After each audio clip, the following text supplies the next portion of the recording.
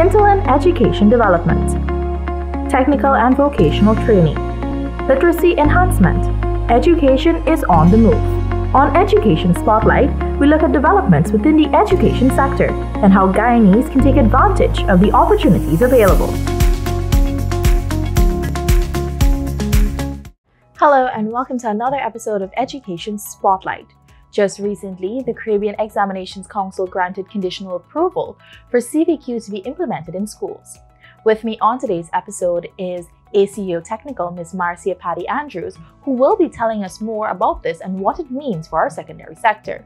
Hi, Ms. Patty. Thank you for joining us today. Thank you for having me, Naro. Okay, so let's get right into it. But before we do, explain to us again what CBQ means. CBQ is a Caribbean Vocational Qualification. It's a certificate offered by CSEC. It's a CBETA-based qualification, meaning that it is competency-based. Students are not required to write a written exam. They are required to achieve some amount of skills that's set out in specific standards based on the elective or the occupational area that they would choose to study in. And therefore, at the end of it all, they are offered a certificate based on a quality assurance audit. So I understand that we would have had to do an audit process. Can you tell us what that was like? All right, so in order to answer that, let me just go back a little. Following the pilot of CBQ in Guyana, with the 8 schools, we would have made a decision to do an expansion. We would have initially identified 34 schools to be added to the program.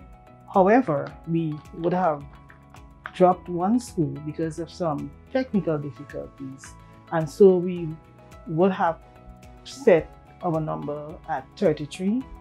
What we would have done as part of the process, CSEC is expected to conduct a pre-readiness audit in order to have the program implemented in school to determine whether these schools are ready for the program or not. So they would have done a sampling of this schools. They would have audited 12 schools in total. And as a result, they would have granted us conditional approval, which means that we fall short of 5 marks of being actually qualified. But there are some things that we can fix, which are based on occupational safety and health. And those are some issues that we have been addressing following that audit. A full report on the individual schools will be sent to the country in the month of January. But being part of the process, we would have been able to identify those issues and we would have already started fixing them. Many of the issues are supposed to be fixed internally, that is at the regional level. And so the Ministry of Education will guide that process in terms of having the regional education officers and the regional executive officer comply to the requests. Okay, so what does this mean for our secondary sector? It means that students leaving school will now have dual qualification, in that if a child would have achieved CBQ, the child can afford his or her study at any post-secondary institution in Guyana, or they can, if they move across to the Caribbean, they can seek employment, they can further their studies. What we are offering in the secondary school as it is the level 1 CBQ qualification. The level 2 and 3 should be offered at the post-secondary, but we have up to level 5 that is being offered in the Caribbean. So the students can move forward with that.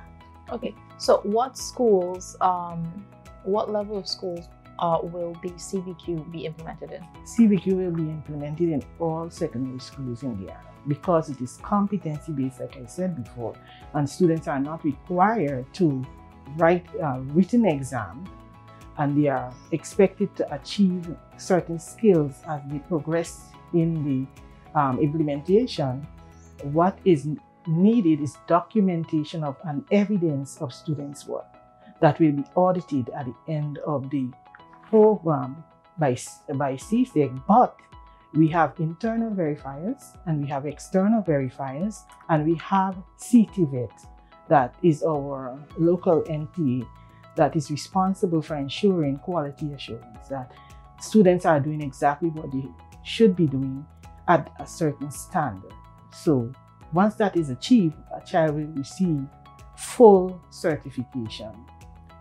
Additionally, I should say, if a child is unable to finish all the units within the occupational area they choose to study, they will receive a statement of competence based on what they would have done at the end of the program.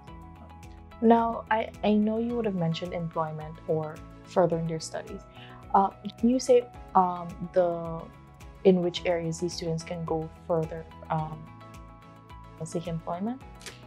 So generally in the secondary school, we have students pursuing home economics, agriculture science, industrial technology, and visual arts.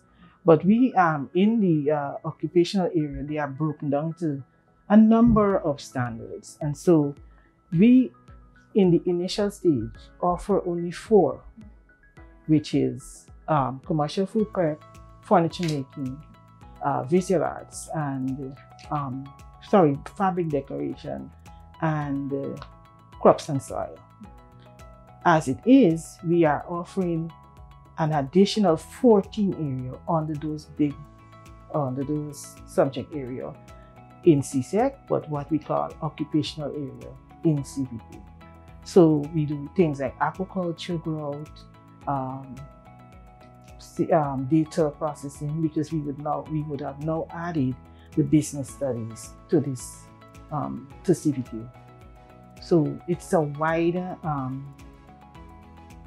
area for selection for students within the secondary school. Okay. Now, before we wrap up, Ms. Patty, is there anything else you'd like to add about this achievement that we've made? Yes, we are excited. I think it is the first country within the Caribbean that are offering that wide selection of occupational area, as well as a number of schools pursuing CBQ. So we are hoping to achieve great things with this, because we are excelling in terms of CSEC.